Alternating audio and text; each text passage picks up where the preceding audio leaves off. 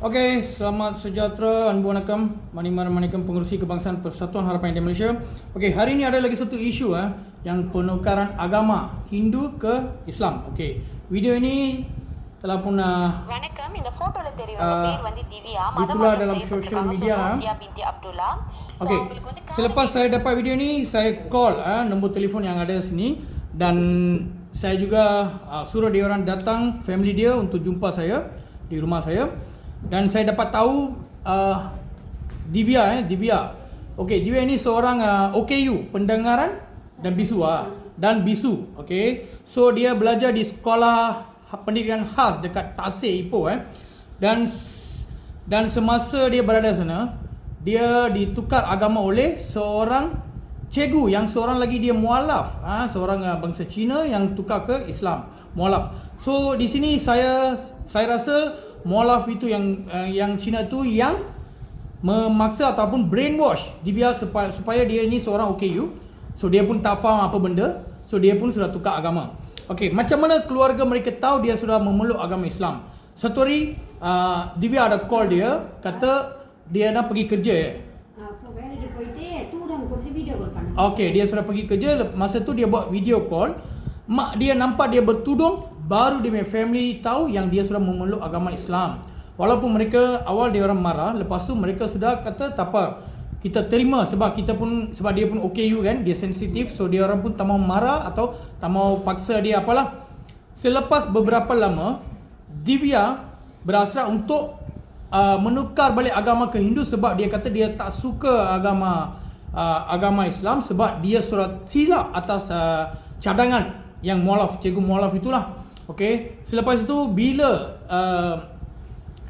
dia berhasrat nak tukar balik ke agama Hindu, nenek dia kata, okey, you datang sini, saya akan membantu you tukar balik ke agama Hindu kerana kena belanja beberapa ribu lah, kerana family dia tak ada duit macam tu. So dia pun percaya kepada nenek, dia pun pergi sana dan nenek dia buat laporan kepada Jabatan Agama Islam, komplain yang dia nak tukar balik ke Hindu dan bagi dia tangkap. Okey, apa yang saya dapat tahu daripada nenek mulut sendiri, ada sebanyak 6 kereta turun untuk membawa Divya dari rumah nenek dia lah, supaya mereka tak mau bagi dia masuk balik Hindu. Dan saya juga dapat tahu Divya kena pukul dalam kereta oleh beberapa perempuan daripada Jabatan Agama Islam. Okey, saya ada bukti audio yang nenek dia hantar kepada orang lain. Ini satu salah macam human rights lah. Okey, ini sudah melampau. Okey, bila dari Hindu dia masuk ke agama Islam, memang yang Jabatan Agama Islam ni terima mereka dengan rela hati. Bila orang itu tidak suka dia nak keluar balik, mereka pun kena terima rela hati melepaskan mereka. Okey, so dan adik kakak okey, dia orang ada call cikgu mualaf itulah, kenapa dia nak tukarkan dia agama, dan mereka juga nak tahu apa keadaan Okey, cuba tengok cara cikgu itulah yang seorang mualaf Okey, dengar cara dia cakap. Ya, selamat petang. Boleh saya cakap dengan Divya tak? Divya? Tak ada dengan saya, kenapa? Takkan dia tak ada dengan puan? Semalam polis kata dia dekat rumah puan. So apa? So mana Divya? Saya nak cakap dengan dia tu, boleh video call tak? Tak perlu. Kenapa tak perlu? Kenapa kamu nak cakap dengan dia? Mestilah saya kena cakap. You ni siapa tak nak bagi dia cakap?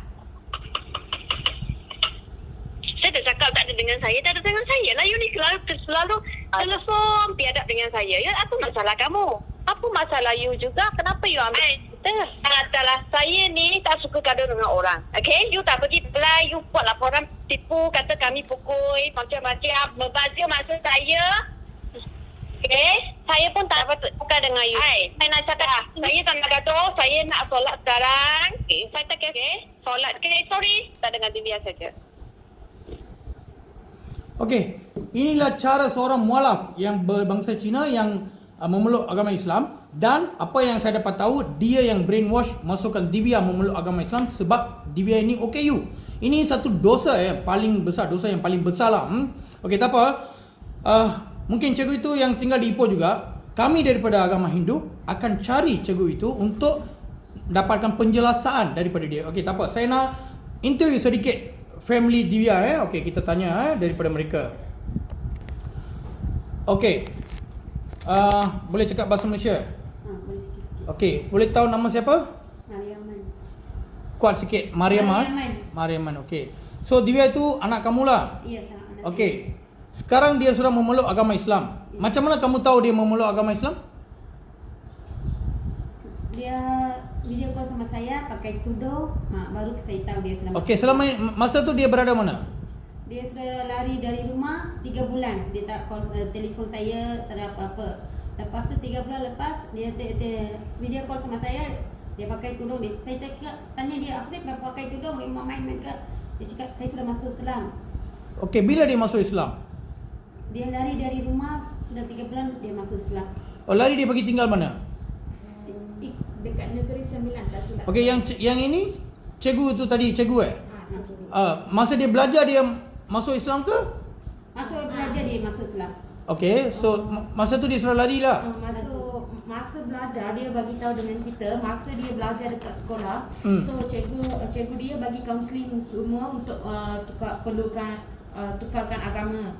Cikgu yang tadilah, yang itulah. Okey. Fatimah nama dia. Dia bermualaf lah Lepas tu habis SPM nanti kita bagi tahu dia untuk sambung belajar, tetapi dia nak cari kerja lah, tapi kita tak bagi dia nak kerja, so kita panggil dia belajar. Dia cakap tak nak, dia nak kerja juga, dia mau kerja dengan kawan dia sudah lari dari rumah.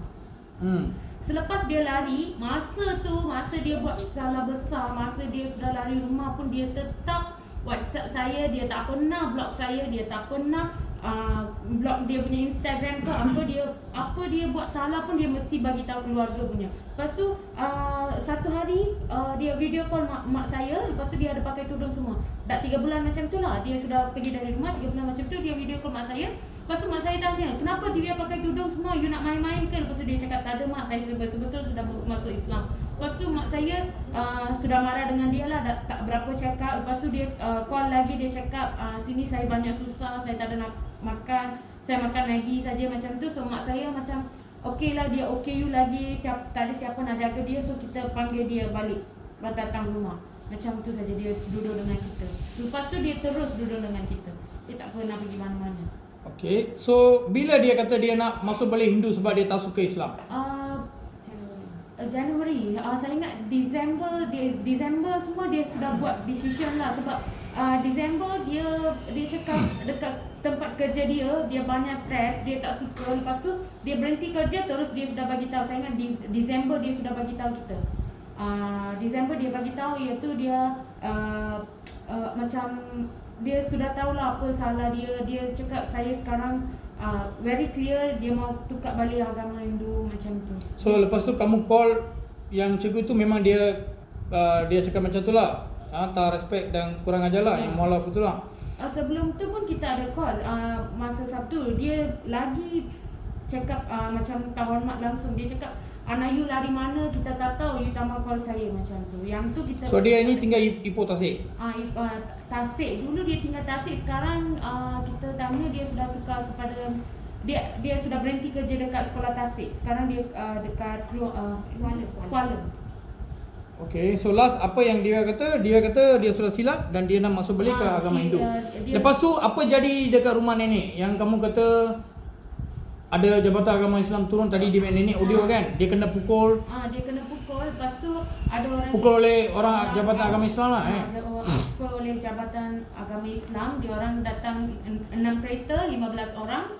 Lepas tu dia kena tarik lah. Dia memang tak setuju untuk pergi dengan dia orang, tapi dia orang tarik dia masuk dalam kereta, dia orang pukul, lepas tu dia orang bawa balik macam tu.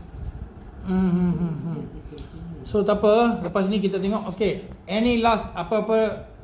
Saya nak saya punya anak nak tengok, tak tahu dia duduk mana, saya takut jadi apa-apa. Tolong cari saya punya anak. So kamu rasa mungkin anak kamu sudah diculik oleh jabatan agama Islam? And we get some news kita ada kawan-kawan Divya yang cakap cikgu tu pernah tukar lagi satu budak Cina ke Islam. Lepas tu dia bagi kahwin sama orang.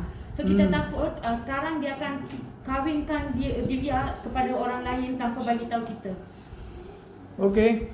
So lepas ni saya rasa sekarang yang Cina yang mualaf itulah masalah sekarang. So parasit parasit yang mualaf cikgu Cina, katakan cikgu ini sudah mualaf, berapa kanak-kanak yang belajar sana dia sudah jadikan tukarkan agama mereka. So satu perkara yang harus diberhentikan, harus ambil tindakan yang setegas. Tak apa, kami dari agama yang Hindu akan cari cikgu mualaf itulah, sebab kami pun pentingkan agama kami. Okay, so di sini saya ada satu soalan kepada Dr. Mazza, Mufti Perlis, yang baru-baru ini ada satu kes penukaran agama, dan Mufti juga kata salah seorang daripada mak bapa atau penjaga memang berhak untuk menukarkan agama. Tapi dalam kes Divya, bapa pun tak bagi setuju, emak pun tak bagi setuju, macam mana dia boleh ditukar agama? Bolehkah Mufti Perlis jawab saya? Dan saya juga dapat dengar kalau salah seorang boleh tanda tangan menukar agama Islam, tapi di Malaysia ni ramai lagi anak-anak kaum India sampai sekarang belum dapat surat beranak dan kad pengenalan ya. Walaupun bapa atau emak salah seorang adalah warga Malaysia, yang itu tak boleh, tapi penukaran agama Islam senang. Okey, tak apa. Kami PHIM akan bantu keluarga ini, dan kami akan cari cikgu mualaf itu dan akan cari Divya untuk kembali ke pangkuan keluarga mereka. Dan last, memang satu dosa yang besar terhadap keluarga mereka dan dia. Terima kasih.